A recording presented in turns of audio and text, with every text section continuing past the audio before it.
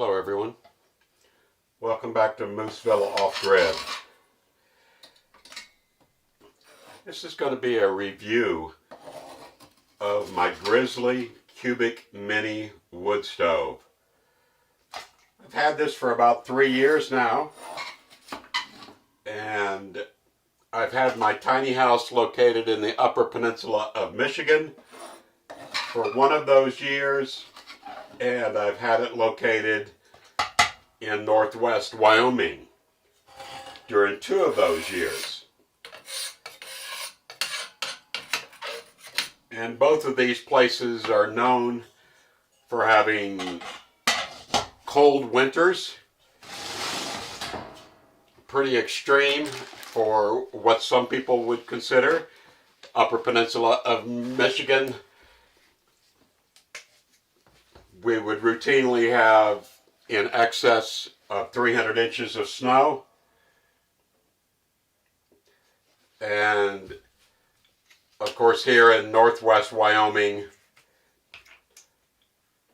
it is not unusual for the temperature to get down to minus 30 or even less than that. I have seen it on occasion closer to minus 40 here. The brand Cubic Mini is made up in Canada, so you would expect it to operate pretty well in these kind of extremes.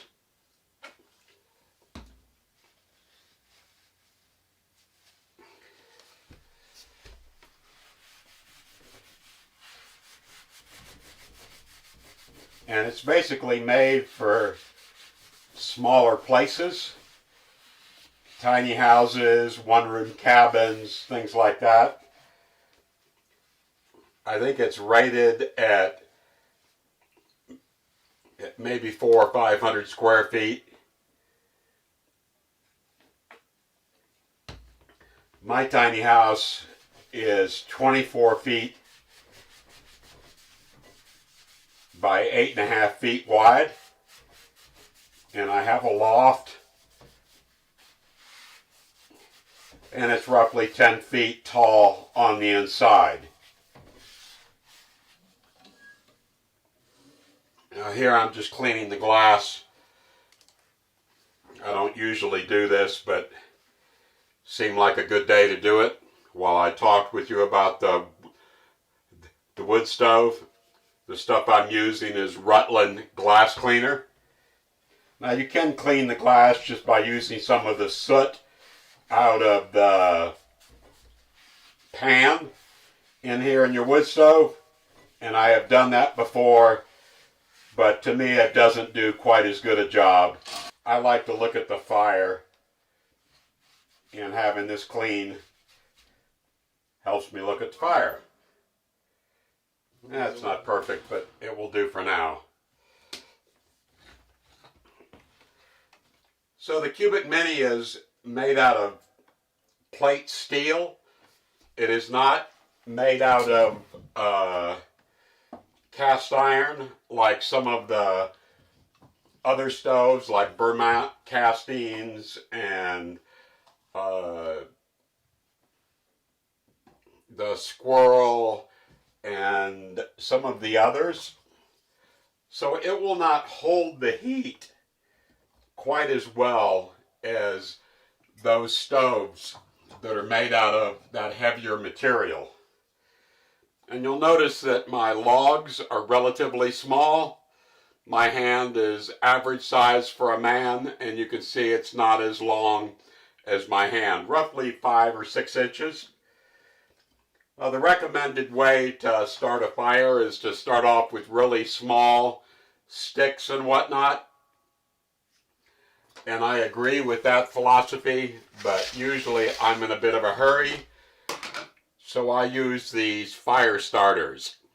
And these are basically compressed wood, chopped up wood like sawdust, and impregnated with a little bit of wax or paraffin. I find that they burn for roughly 5 minutes or so, and they burn nice and hot. And by the time they're done burning, they have managed to light the bigger pieces of wood. So that's all I do, is basically light this little fire starter, and then I put it under the logs like I have there. I have 2 down on the bottom and a couple stacked up on top.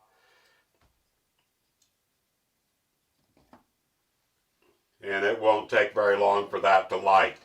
Then I leave the door cracked open a bit so it can get some extra oxygen. On occasion, if I have a couple pieces of clean trash,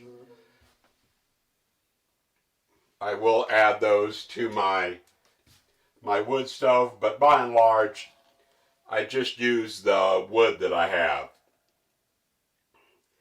It'll take a good 2 or 3 minutes for that to light. And then once that starts to burn real well, I'll close the door, and it will have heated up the flue pipe enough that it will draw the air up through the flue.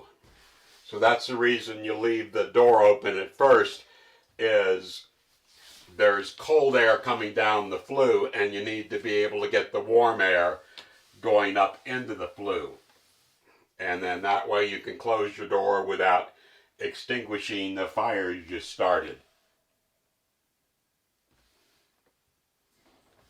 As it starts to warm up, I close the door just a little bit more and a little bit more, and that causes it to pull air in, and the fire begins to burn hotter. Now I've got my stove mounted up on a little bit of a platform. I'd say it's 5 inches tall, and then I've got this fireboard that I purchased at one of the big box stores here underneath the stove to protect everything. You'll also notice I use these baby wipes to clean up.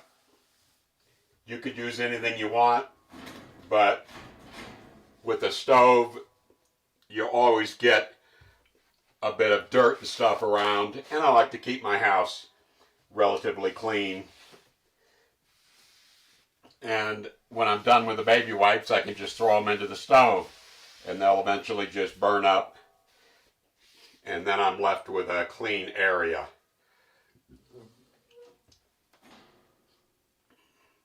Now all that smoke pouring out there will go up the chimney if I close it just the right amount. You'll see on top of the stove there's a little fan, and this is one of these fans that is operated by heat. It has no cord attached to it at all. And once the top of the stove gets up to 200 or 300 degrees, it will start to turn on its own. I do also have a thermometer up here on top of my stove. And once the stove begins to heat up, it will tell me the temperature of the top of the stove. One thing you will need when you have a wood stove is some place to store your wood inside. A little stove like this will not use a lot of wood in comparison to the big stoves, but it does use a lot of small pieces. And I find that with a full firebox like this, if you choke it down a little bit by adjusting the dampers, a fire will last anywhere from 2.5 to 3 hours. And I work during the day, and so I typically use the stove first thing in the morning to warm the house up before I go to work. And then I have a propane heater in the house that is used as a backup. And while I'm at work, if the house gets below 45 degrees, the propane heater will come on. Then at night, when I come home, I typically come home around 6 to 6:30. I'll crank up the wood stove again, and I'll get it going good and warm so that it has the entire house heated up to 75 to 80 degrees, and I'll run that until I go to bed at 9:30, 10 o'clock or something like that. And then I won't tend the heater at all while I'm sleeping. I'll just cover myself up and keep myself warm like that. And I find that the heater, once it gets the inside of the house warm, the walls and everything like that, that it tends to keep the inside of the house about 50 to 60 degrees until I wake up in the morning. And even though that is a little bit chilly, when you first wake up in the morning, it's not terribly bad, and it's an easy process to come down here and start the stove again. And you can see we've only been operating now for a couple of minutes. This video is real time, and it's burning really well.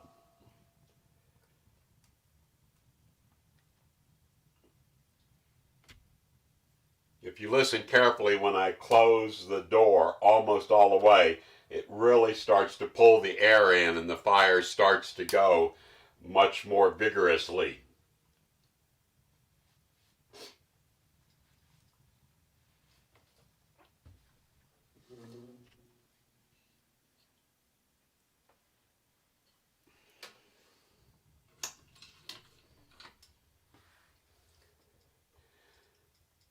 Okay, it's got the flue pipe heated up enough that it's drawing, so I can close the door all the way.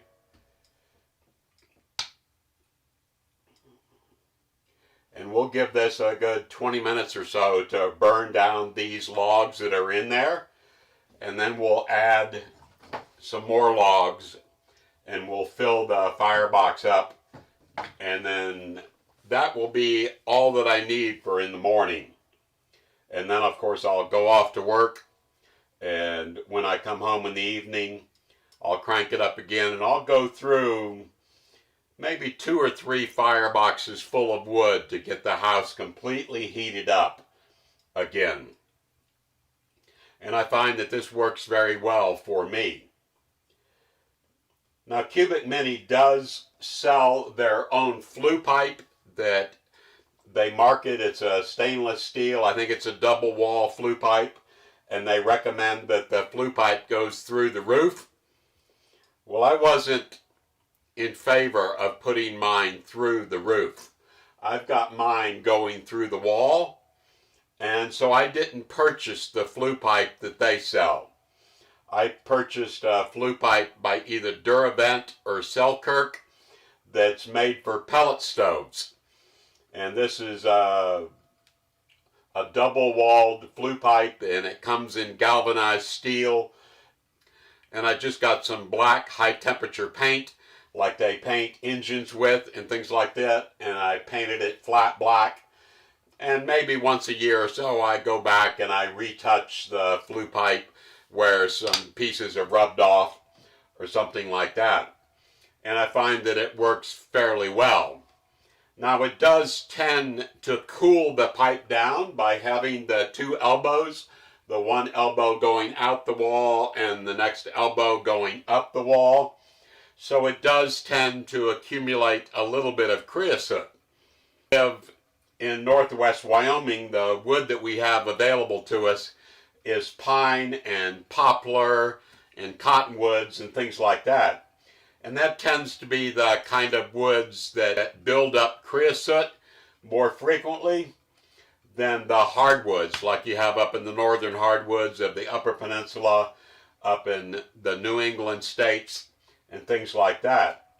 Now, when I was up in the Upper Peninsula for that year that I had the stove, I was burning hardwoods, and I did have less of an issue dealing with creosote. I only had to clean the pipe out maybe once every 4 to 6 months, once during the middle of the winter. Here, living in northwest Wyoming with all of these conifers and softer type of hardwoods like the poplars and cottonwoods, I find that I have to clean my pipe out about once every 2 months. But that is not a hard job at all. I've got a brush and a couple extension poles, and all I do is take down this one piece of pipe that is inside here. That's roughly 3.5 to 4 feet long, and it comes off with the elbow. I take that outside and I brush it out. And then from the outside of the house, I have a T outside, and I just run the brush up through the bottom of the T and all the way up to the chimney stack. And I find that that works very well and it keeps the pipe cleaned out. I do clean out the horizontal section that goes through the wall. Basically all I do is take my brush and put a bag around the portion of the pipe and run the brush through, and all the bag does is help to keep things from falling all over the inside of the house. You can see the fire has gotten started real well in here, and it's burning, and all of that was started with large pieces of wood like you saw me add to the inside of the firebox, and that one little cube of fire starter. Now I do have a couple pieces of paper in there, the baby wipes and stuff like that that I use to clean off the top of the hearth, but those baby wipes really aren't helping very much because they're moist and wet, and it takes almost as much energy to burn them as it does to do anything else. Okay, so the fire's been burning about 20 minutes now, and you can see maybe more like 30. You can see that it's burned down well. This was at full power, not choked down at all. So now I'm going to add a nice full load of wood in here, and this will last about 3 hours.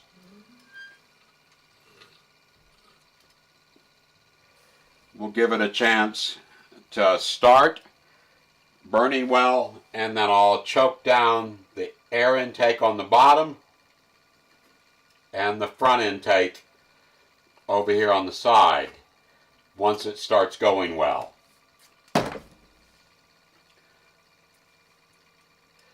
You'll see right next to my stove I have a little can, and in this can is where I store my ash, and then when this gets full I take it out and I add it to the compost pile. They do sell a tool kit for the stove that includes a little shovel and a poker and a pair of tongs. But I find this used kitchen spoon works just fine for my use. So that's what I use instead of the tool kit. Since we're down here already, we take a look at some measurements. I know you can go to the factory and look up the measurements on the factory website, but I'll just go ahead and do it here anyway. So we're about 13.5 inches high from the ground, and that includes the feet that are on the bottom, and if you don't include the feet, it's 10 inches. Now side to side, we're about 10.5 inches, and then you have a nice flat plate on top here, and this flat plate is 10 inches. It is still hot, so I need to be careful. By 13 inches. So it's large enough to put a small pot or pan on there in order to do some cooking. Let's see how deep the firebox is.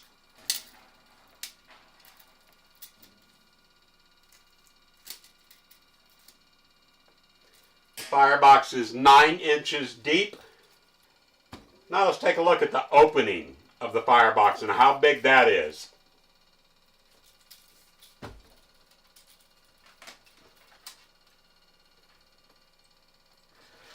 We're looking at 5 inches top to bottom. and 6 7/8 side to side. So that gives you an idea of why the size of logs that we cut for this are roughly 6 inches or less. Because the inside dimensions of this is a little less than 7 inches from the back to the front. So as you can see, I'm cutting logs that are anywhere from 5 to 6 inches. Some of them a little bit bigger, some of them a little bit smaller. That was 5 1/2.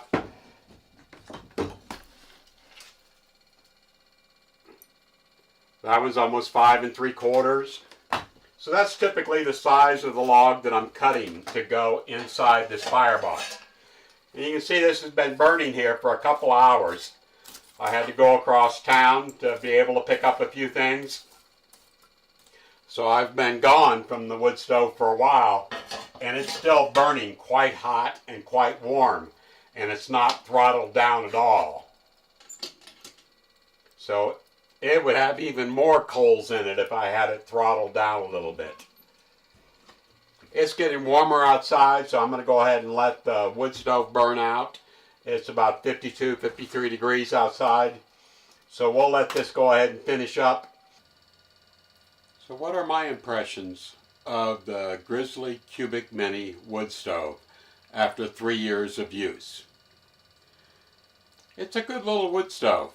It does the job that it's designed to do, which is to heat up your house.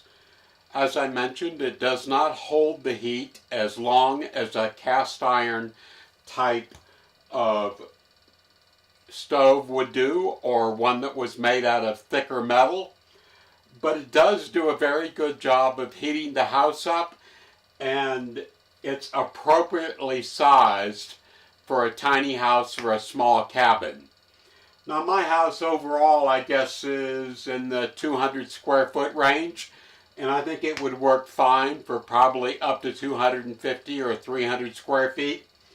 Past that, I think it would struggle a bit because it's just not large enough for a much larger space.